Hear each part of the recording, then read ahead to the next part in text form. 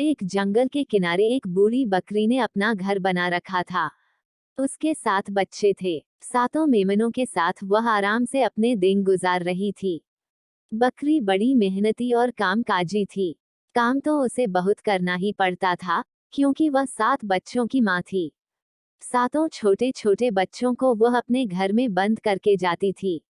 बकरी को हर रोज अपना दूध बेचने के लिए जाना पड़ता था। बदले में जो 2-4 पैसे उसे मिल जाते थे, उनसे वह अपने बच्चों के लिए खाने पीने की चीजें और कपड़े वगैरह खरीदती थी। उसका घर बहुत सुंदर था। उसमें हर तरह की आराम की चीजें थीं। मेमने दिन भर खूब खेलते थे। बकरी जाने से पहले उन सबको गिनकर घर में बंद कर देती थी। बाहर का दरवाजा भी जाने से पहले उनसे कहकर अंदर से बंद करवा देती थी। इस तरह सब कुछ बड़े मजे से चल रहा था। अचानक उनके लिए एक मुसीबत पैदा हो गई। पहाड़ पर से कोई बहुत ही चालाक और खूंखार भेड़िया उधर आ निकला। वह उस मकान का चक्कर लगाने लगा। पास आने की उसकी हिम्मत नहीं होती थी, क्योंकि वह बूढ़ी बकरी से डरता था। अब जब बूढ़ी बकरी अपना दूध बेचने के लिए जाने लगी तो उसे अपने बच्चों की चिंता हुई। वह उन्हें अपने साथ नहीं ले जा सकती थी। इसलिए उसने सबसे बड़े मेमने को अपने पास बुलाया और उससे कहा, देखो बेटा, तुम सबसे बड़े हो। तुम्हारे सभी भाई बहन तुमसे छोटे हैं। तुम जरा होशियारी से रहना। अंदर से दरवाजा बंद कर लेना। जब तक मैं ना आ जाऊं, तब तक दरवाजा मत खोलना। वह भेड़िया बड़ा चालाक है। मेरे जाने के बाद वह तुम लोगों को खाने के लिए यहाँ आएगा और घर में घुसने की कोशिश करेगा। तुम किसी भी हालत में दरवाजा मत खोलना। बड़ा मेमना मैं करके बोला, ठीक है माँ, तुम किसी तरह की फिक्र मत करो। मुझे उस चालाक भेड़िए के बारे में पता है। जब तक तुम नहीं आओगी, मैं दरवाजा नहीं खोलूंगा। बूढ़ी बकरी बोली, ठीक है, तुम ऐसा ही करना। लेकिन याद रखो, वो भेड़िया बड़ा चालाक है। वह तुमसे दरवाजा खुलवाने के लिए कई तरह के बहाने बनाएगा। हो सकता है वह यहाँ आकर दरवाजे के पीछे से मेरी बोली की नकल करे और तुमको धोखा देने की कोशिश करे, लेकिन तुम उसके बहकावे में मत आना।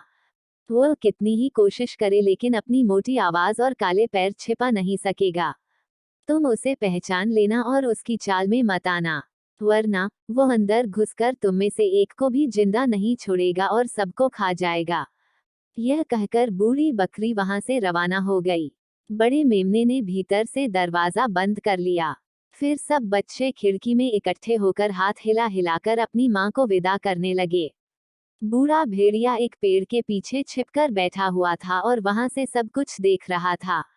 बकरी के जाने के थोड़ी ही देर बाद वह दरवाजे पर जा पहुंचा। बच्चों को खाने के लिए उसकी लार टपकने लगी। उसने अपनी मोटी और भद्दी आवाज को छिपाते हुए बड़े आहिस्ता से दरवाजा खटखटाया और कहा, खोलो बच्चों, दरवाजा खोलो। मैं आ गई। अपनी माँ से डरने की तुम्हें कोई जरूरत नहीं है। तुम दरवाजा खोल दो, मैं तुम्हारे लिए बहुत अच्छी अच्छी मिठाइयाँ लाई हूँ। बकरी के बच्चों ने समझा कि माँ आ गई है, इसलिए वे सब उससे मिलने के लिए दरवाजे की तरफ दौड़े। बड़ा मेमना उनसे ज्यादा समझदार था। वो किसी भी हालत में दरवाजा खोलने के लिए राजी नहीं हो रहा था। लेकिन सबसे छोटा बच्चा बहुत देर तक अपनी माँ से अलग नहीं रह सकता था। उसने जिद करके अपने बड़े भाई से कहा, दरवाजा खोल दो ना। बाहर माँ खड़ी आवाज दे रही है। लेकिन बड़े मेमने ने दरवाजा नहीं खोला। भेड़िए की आवाज सुनकर वह बोला, तुम माँ नहीं हो। मेरी माँ तो सामान लाने के लिए बाजार गई हुई है। भेड़िए भाई, हम लोगों ने तुम्हें पहचान लिया है। तुम यहाँ से चले जाओ। भेड़िया निराश होकर वहां से लौट आया। लेकिन अभी उसने हार नहीं मानी थी। बच्चों को खाने के लिए उसका मन ललचा रहा था। अचानक उसे एक चाल सूझी और वह दौड़ता हुआ शहर में एक दवाई वाले के पास पहुंचा और अपनी आवाज मीठी करने के लिए उससे कुछ मीठी गोलियां मांगी। दवाई वाले ने उसे अपने पास की सारी मीठी गोलियां दे दी। भेड़िया गोलियां खाकर गुर्रा कर बोला, ये कैसी गोलियां हैं? इनसे तो मेरी आवाज मीठी हुई ही नहीं। जल्दी से कोई ऐसी दवाई दो जिससे मेरी आवाज मीठी हो जाए, वरना मैं तुम्हें खा जाऊंगा। दवाई वाला डर गया, लेकिन उसके पास आवाज को मीठी बनाने की कोई दवाई नहीं थी। उसने भेड़िए को बहकाने के लिए उसे बहुत सी खड़िया मिट्टी, खाने को दे दी। भेड़िए को देर हो रही थी, इसलिए वह जल्दी जल्दी खड़िया खाकर दौड़ता हुआ फिर से बकरी के घर पर जा पहुंचा। खड़िया खाने से उसकी आवाज कुछ साफ हो गई थी।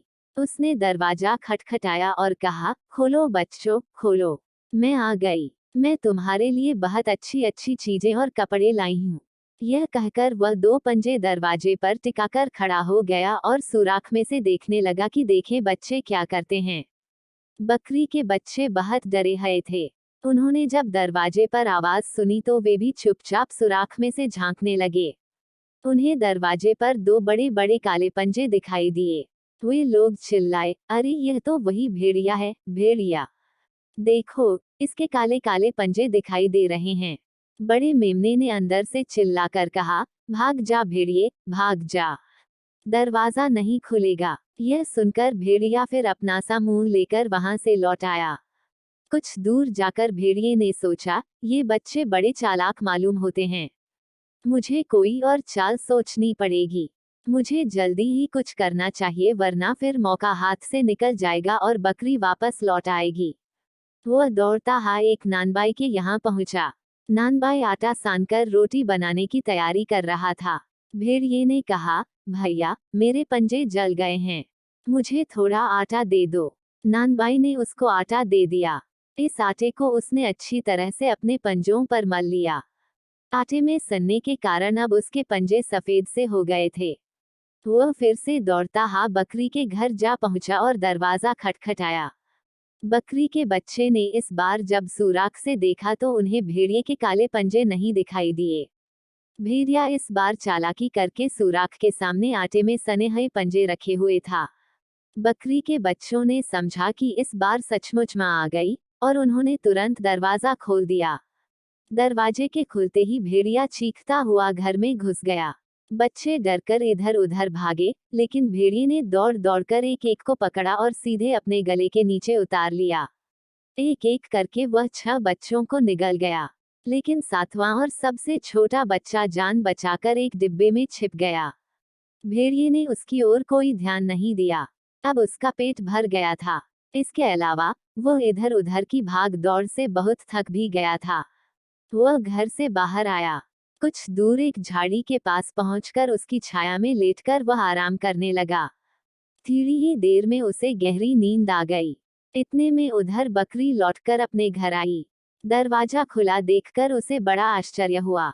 मारे डर के उसका दिल धड़कने लगा। कमरे में घुसते ही उसे मालूम हो गया कि कोई दुर्घटना घटी है। उसने जोर जोर से अपने बच्चों को आवाज दी, लेकिन बच्चे वहां होते तब तो बोलते। जब उसने सबसे छोटे बच्चे का नाम लेकर पुकारा तो वह मिमियाता हुआ डिब्बे से बाहर निकल आया। बाहर आते ही वह अपनी माँ से चिपट गया और पूछने लगा, माँ, माँ, वह भेड़िया कहाँ गया? वह मेरे सारे भाई बहनों को खा गया। बूढ़ी बकरी ने छोटे बच्चे को अपने गले से लगा लिया। उसकी आंखों से आंसू बह रहे थे। वह बहुत दुखी थी। अब घर में बैठने को उसका मन नहीं हो रहा था। वह एक शाल ओढ़कर और छोटे बच्चे को साथ लेकर घर से बाहर निकल गई और इधर उधर घूमने लगी। घूमते घूमते वे दोनों उस जगह जा पहुंचे जहां भेड़िया झाड़ी के नीचे लेटा आराम कर रहा था। वह बकरी के 6 बच्चों को निगलकर बड़ा खुश मालूम हो रहा था और गहरी नींद में सोया पड़ा था। उसको इस तरह सोया हुआ देखकर बकरी को बड़ा गुस्सा आया। वह उसे सजा देने के उपाय सोचने लगी। उसने जरा आगे बढ़कर भेड़िए के पेट को ध्यान से देखा। उसे लगा कि अंदर कोई हिल डुल रहा है।